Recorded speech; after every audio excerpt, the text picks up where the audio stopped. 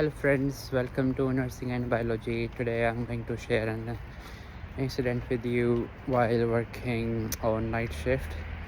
It just happened tonight. So about a patient, the emergency bell rang on, and I'm just sharing my experience so it can be a learning for you or some revision.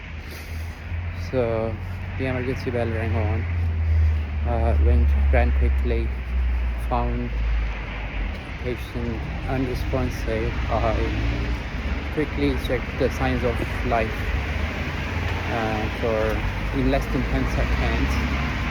Patient was unresponsive. I immediately started CPR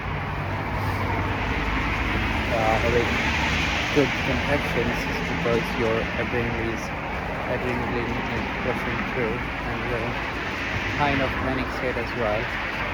You should not panic, but if you know the process. Sorry, I was crossing the road. So if you know the system, you don't have to panic. And I recently done my ILS, like immediate life support, so I was aware of the situation and my steps to follow. So yeah, my other colleagues came in and I asked them to put the bag wall mask on.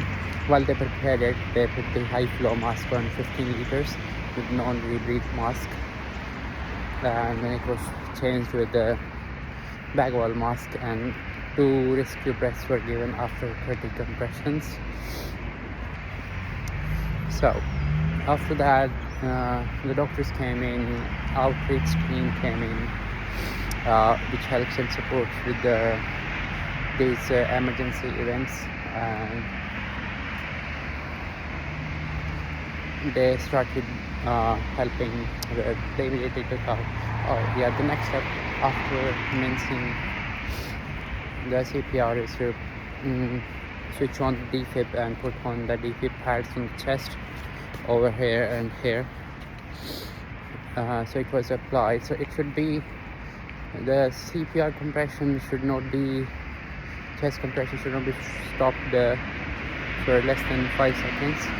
So it should be done quickly. So the pads are put on. As soon as you put on the pad and the defib is on, it asks to assess the rhythm and stay clear. So nobody touches the patient and stay clear. No CPR.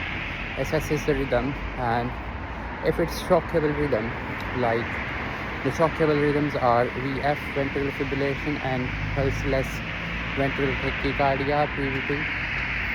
If it is that, then the defib advises to shock.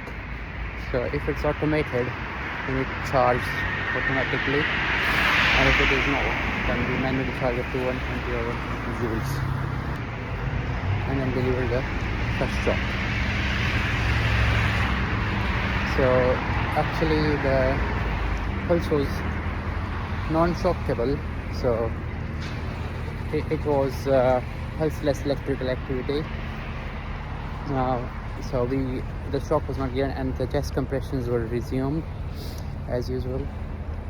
And one of the doctors putting the eye gel as a tube into the larynx to maintain the airway, so you don't need to use the mask, but the bag wall is connected to the eye gel.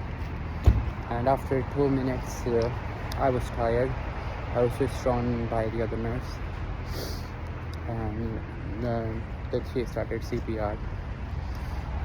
So after 2 minutes, the defib asks you to stay clear, and then it assesses the rhythm, and again it was non-shockable, but the shock was not given, and CPR continued. So as soon as it is unshockable or non-shockable, the initial within less than 2 minutes, like we should get a line into the patient. The patient had a cannula already, but when we were about to give adrenaline, it wasn't working. So when it is non-shockable, we should give adrenaline and 10 milligrams. Yeah, MCT. I'm just not sure. So the another cannula was, I tried to put in, I got in, I couldn't get the gas to run, But when I tried to get back the gas syringe, the cannula eventually came out.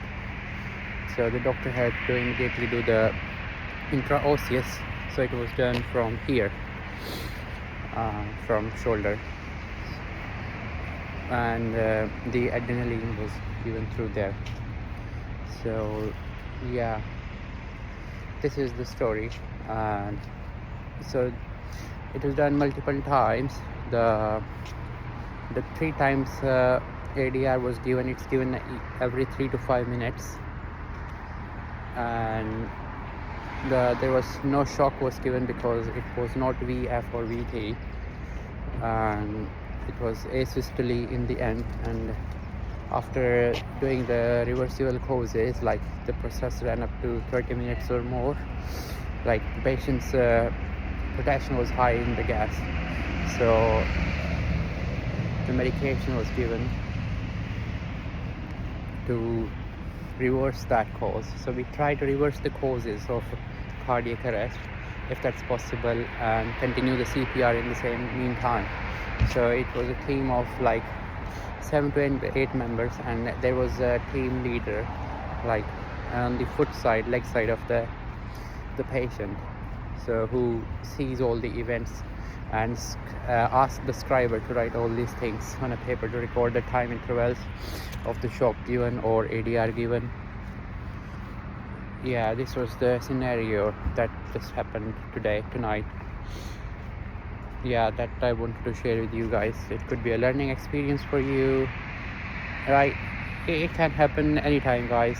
And again, the major thing comes with elderly patients is that some might not be for resus, so you need to check their TEP form or their treatment escalation plan, whether they are for CPR or not. So it was checked by a doctor soon after I started CPR, and the patient was for resus. So yeah, just be aware of your basic life support or immediate life support if you are trained for. Yeah, so this is just my advice for you. If you are a nurse, you are accountable for the lives of your patients, so you should be very proactive in these things to identify and what to do next. So it's just a basic overview and introduction on what I did. So best of luck and stay connected. If you haven't subscribed to Nursing and Biology, subscribe and stay connected. Thank you.